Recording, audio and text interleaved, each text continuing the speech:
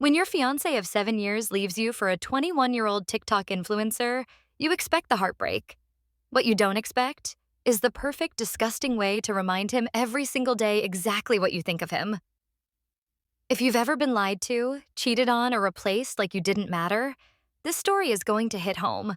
Make sure you hit that like button, subscribe, and stick around because this isn't just a breakup story. This is sweet, slow burn revenge, served one photo at a time. 7 years. That's how long Ryan and I were together. I was 25 now, but I'd met him fresh out of high school, when the world still felt wide open and love felt like a forever thing. We built a life together in those years. From our first crummy little apartment with peeling wallpaper and a fridge that hummed like a jet engine, to finally moving into my house, a place I'd saved up for and took pride in. Ryan wasn't perfect. He wasn't the kind of guy to bring flowers just because or remember every little detail I told him.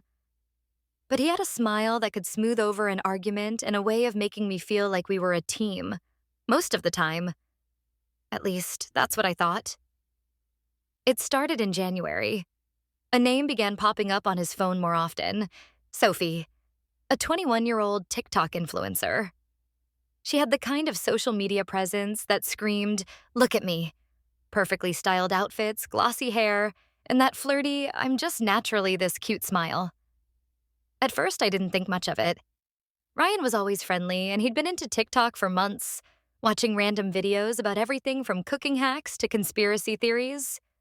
But then Sophie wasn't just in his feed.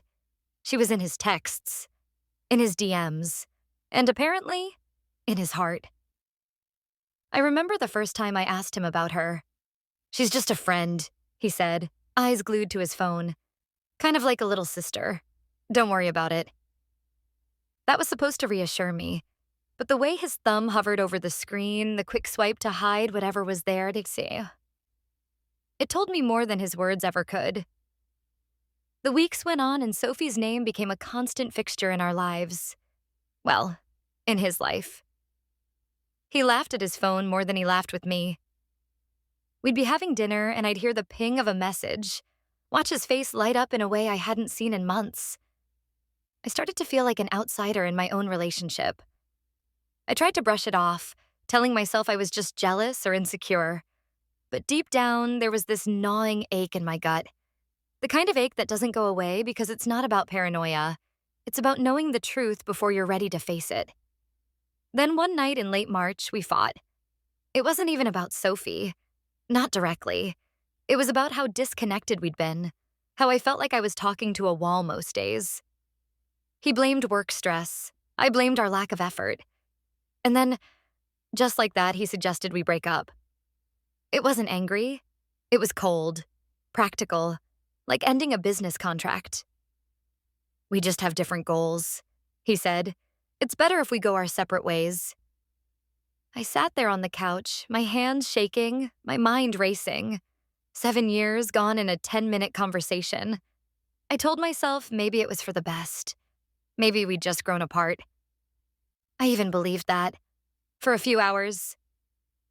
Then came the punch in the gut. That very same day, the same day, Ryan posted a photo on Instagram.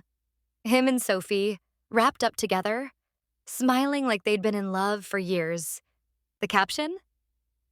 "Found my person." I stared at the screen until my vision blurred. My phone buzzed over and over with friends sending me the post, asking if I'd seen it, if I was okay. No, I wasn't okay. 7 years, replaced in a single Instagram post. And the worst part? I realized that all those months of suspicion hadn't been paranoia. They'd been foreshadowing. I'd been living with a stranger, and the real Ryan had been slipping away to someone else behind my back. By the time I closed my phone that night, I wasn't just heartbroken. I was humiliated. But I had no idea that this humiliation was about to turn into something else entirely. Something sharp, cold, and slow-burning. Because while Ryan had taken Sophie, there was one thing he couldn't take from me. Rosie.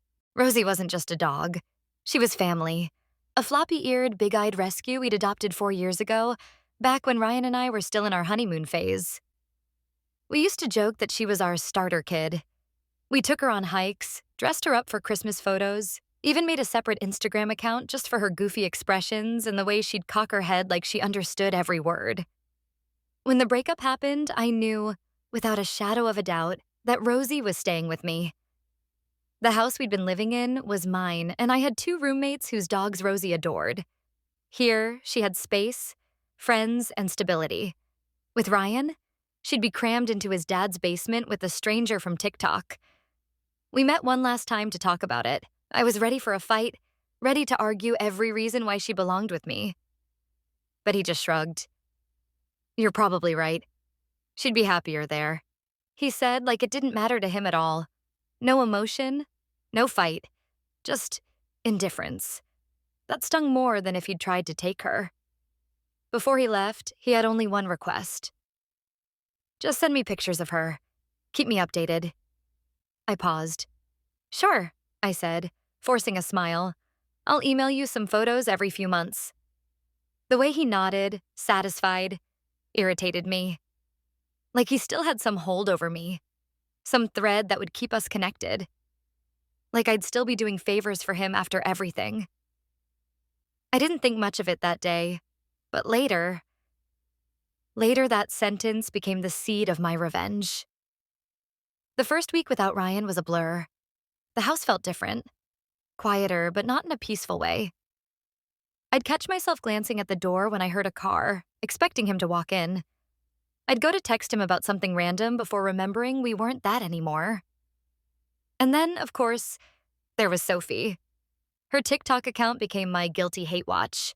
Videos of her wearing Ryan's hoodie, lip-syncing to breakup songs about toxic exes that I knew were meant for me, playing with his hair while they lounged on the couch. She'd caption things like, "When you finally find someone who treats you right," with a wink. I'd watch them with a mix of disgust and something darker. It wasn't just heartbreak now. It was a simmer. A low, steady burn of anger. One night, I was sitting on the couch with Rosie curled beside me. She let out a big sigh, the kind of dog sigh that rattles their whole body, and I scratched behind her ears. I glanced at my phone, saw an unread email from Ryan in my inbox. "How's Rosie doing? Can you send me a pic?" And just like that, it hit me. He wanted updates? Fine. I'd give him updates. But they wouldn't be the kind he was expecting. The next morning, I let Rosie out into the backyard. The sun was barely up, dew still clinging to the grass. She trotted to her favorite spot, sniffed around, then squatted. Something about it made me smirk. I pulled out my phone, framed the shot, and snapped a picture. Front angle, tail in the air, a glorious portrait of canine dignity in mid-squat. Subject line, Rosie update. Message body, "She's looking healthy." I hit send. That was the moment my heartbreak shifted. The ache in my chest didn't vanish, but it dulled under a layer of satisfaction. It wasn't much, not yet, but it was a start. And soon it would become a daily ritual, because this wasn't going to be a one-time thing.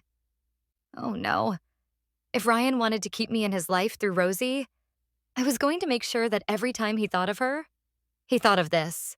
The first poop picture was satisfying. The second was even better. On day 2, Rosie decided to do her business under the big oak tree in the yard. The lighting was perfect. Golden rays slipping through the branches, giving the whole scene a bizarre kind of artistic flair. I crouched down, angled the shot like a National Geographic photographer on assignment, and clicked. Subject, Rosie update. Body, golden hour suits her. Send. By the end of that first week, I was starting to treat this like an art form. I experimented with angles, side profiles, overhead shots, even a couple of blurred in-motion captures for variety. I began to appreciate the comedic potential in every single moment. The best part? Ryan wasn't responding. Not once. But I could feel him opening them. You know that invisible satisfaction when you know you're under someone's skin? Yeah, that was it. One morning, I got creative. Rosie was mid-squat when a breeze rustled through the yard, blowing her ears up just enough to give her this triumphant, windswept look. I grabbed my phone and snapped 3 shots rapid fire. For the email, I chose my favorite, added the caption, "Your girl's thriving." No emojis, no explanation. Just a pure, unfiltered image of his dog in the middle of a very private moment. Soon, it wasn't just a casual thing I did when I remembered, it became a ritual. Morning coffee? Poop pic? Lunch break? Poop pic? Evening walk? Poop pic. If Rosie was feeling extra productive that day? Multiple emails, multiple angles. Sometimes I'd send them immediately. Other times, I'd wait a few hours just so he wouldn't know when to expect them. The randomness made it better. It was psychological warfare by way of pet ownership. 2 weeks in, I finally got my first reply. It was short. "Can you send normal pictures of her?" I stared at the screen for a second, grinning. Normal pictures? These were normal. Healthy digestion was a sign of a healthy dog. I was just being thorough. So I replied, "These are perfectly normal. You wanted updates on how she's doing, and she's doing great." Hit send, sat back, waited. No response. At this point, I started to imagine what was happening on his end. I pictured him sitting on the couch next to Sophie, pulling out his phone, seeing my name pop up in his inbox. She'd glance over, curious. He'd open it, and there it would be. Rosie, squatting, again. I like to think Sophie would laugh at first, maybe even make a snide comment. But after the 15th one? After the 20th? I imagined her rolling her eyes, muttering, "Why does she keep sending these?" Because that was the point. It wasn't just to annoy Ryan. It was to taint their happy little bubble. By week 3, I started branching out into video, short clips of Rosie circling before finding the right spot. A slow-motion squat, complete with royalty-free dramatic music I found online. One morning, I even caught a squirrel running past mid-scene and titled the email, "Rosie makes a friend." I knew it was petty. I knew it was ridiculous. But every time I pressed send, I felt a little lighter. And here's the thing. This wasn't about him thinking of me. It was about him never thinking of her without this image in the back of his mind. Because I'd decided this wasn't ending anytime soon. By the start of month 2, Ryan's inbox must have looked like a shrine to canine bowel movements. 40-plus emails, dozens of photos, multiple videos. All from me. All titled Rosie Update. I imagined his face every time he opened his email for something important, work messages, bills, and instead there was Rosie, frozen mid-squat in glorious high resolution. Then one Tuesday afternoon, I got my second reply. Seriously, this isn't funny anymore. I could practically hear the grit in his teeth through the text. I smiled as I typed back, "Wasn't trying to be funny, just keeping you updated like you asked." The smiley face was the cherry on top. I didn't hear back. From that point on, I noticed something strange. Sophie's TikToks featuring Ryan started to slow down. The giddy videos of them making breakfast together or lounging on the couch got replaced with solo content. Lip syncing in the mirror, outfits of the day. I couldn't prove it, but I had a theory. My little operation was interfering. One day, while scrolling through Sophie's account, I saw a cryptic post, a text overlay on a moody video of her sipping coffee. "Some people just can't move on." I almost spit out my drink. Was she talking about me? Good. Let her. That week, I decided to step up my game. Rosie and I went to the park, and I waited until she found a nice public patch of grass to do her business. I set my phone to cinematic mode, crouched down low, and caught the entire process with birds chirping sweetly in the background. I titled the email, "Nature at its finest." No commentary, just pure art. 3 days later, Ryan sent another message. "You're making this weird. Just send pictures of her face or something." Now, I could have stopped there. I could have taken the high road. But when you've been blindsided by a 7-year betrayal, the high road doesn't have quite the same appeal as watching your ex slowly unravel. So I wrote back. "A healthy gut means a happy pup. You should be glad she's doing so well." From then on, I started naming the photo files before sending them. Rosie, Octi19, Masterpiece, JPG, Majestic Squat, Final.png, High Fiber Queen. Mauve, I even threw in a couple of before and after collages. Rosie sniffing around in one photo, mid-action in the second. It was ridiculous, over the top, perfect. By week 7, I got word from a mutual friend that Ryan had started complaining about me. Apparently, Sophie thought the whole thing was gross and kept telling him to block me. But he wouldn't. And that's when it clicked. He wasn't blocking me because blocking me would mean cutting off the only connection he still had to Rosie. I had him exactly where I wanted him. The satisfaction wasn't just about annoying him anymore. It was about control. He'd taken Sophie. He'd rewritten our history on social media like I'd been nothing more than a filler chapter. But now, I was in his inbox, in his day, in his head. And the best part? This game was far from over. By month 3, Rosie's updates had become an institution. I didn't even have to think about it anymore. The moment I saw her start circling in the yard, I'd grab my phone like a war photographer heading into the field. Different seasons of the yard had started to emerge in the photos. Frost-tipped grass in the morning, a spray of fallen leaves framing her in autumn gold, the faint purple haze of spring flowers in the background. Honestly, if you cropped out the subject matter, some of them could have hung in a gallery. But of course, I never cropped them. Then, one Saturday morning, it happened. I sent a particularly majestic shot, Rosie backlit by sunrise, steam rising gently in the chill air. And less than 10 minutes later, my phone buzzed with a reply. "I'm done. Stop emailing me." I laughed out loud. Not a chuckle. A full belly-deep laugh that startled Rosie.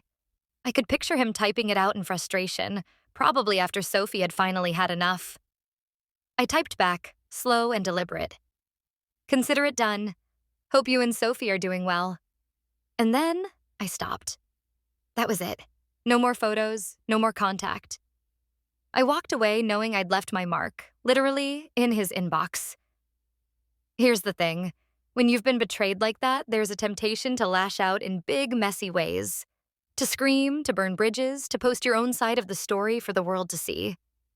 But sometimes, the best revenge is quiet. Steady.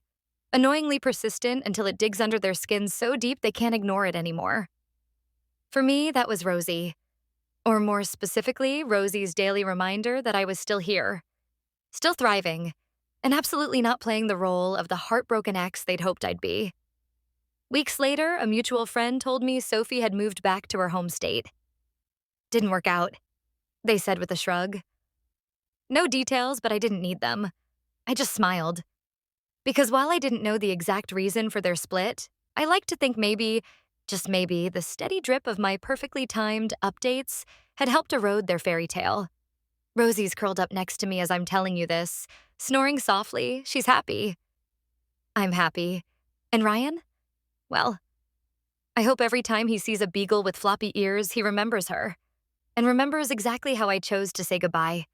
Not with tears, not with yelling, but with a slow, steady, steaming trail of poetic justice. If there's one thing I learned, it's this. Closure doesn't always come from the other person. Sometimes you have to make it yourself. And sometimes it's best served one picture at a time.